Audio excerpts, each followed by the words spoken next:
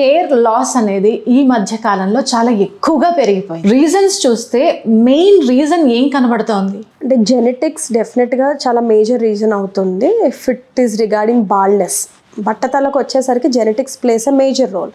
అది కాకుండా మనం తినే ఫుడ్, మన స్ట్రెస్, మన లైఫ్ స్టైల్ ఫ్యాక్టర్స్ కూడా చాలా ఎక్కువ రోల్ ప్లే చేస్తాయి. సో ఏదైనా ఒక జీన్ ఎక్స్ప్రెస్ అవ్వడానికి దాని చుట్టూ ఉన్న ఫ్యాక్టర్స్ చాలా మేజర్ రోల్ ప్లే చేస్తూ ఉంటాయి. లైక్ ఎపిజెనెటిక్స్ అంటాం. సపోజ్ మీకు ఒక జీన్ ఉంది, ఆ జీన్ ఒక 20 ఇయర్స్కో 30 ఇయర్స్కో ఎక్స్ప్రెస్ అవ్వాలని ఉంది మీకు జెనెటికల్లీ. మీరు కరెక్ట్ ఫుడ్ తిని కరెక్ట్ లైఫ్ స్టైల్ పాటిస్తే అది ఒక 10 ఇయర్స్ ఎక్స్ప్రెస్ అవ్వడం పోస్ట్పోన్ అవ్వచ్చు.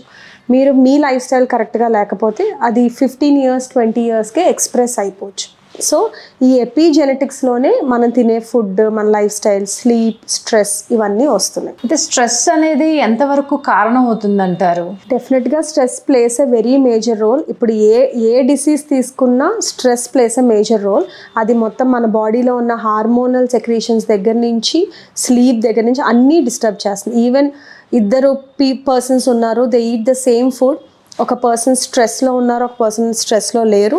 స్ట్రెస్లో ఉన్న పర్సన్కి డైజెషన్ సరిగ్గా అవ్వదు, వైటమిన్స్ సరిగ్గా అబ్జార్బ్ అవ్వవు, మినరల్స్ సరిగ్గా అబ్జార్బ్ అవ్వవు, సో వాళ్ళ స్లీప్ సరిగ్గా ఉండదు, ఎవ్రీథింగ్ విల్ బీ ఎఫెక్టెడ్. ఇద్దరు సేమ్గా తిన్నా ఇద్దరు హెల్త్ సేమ్గా ఉండదు, because one person is in stress.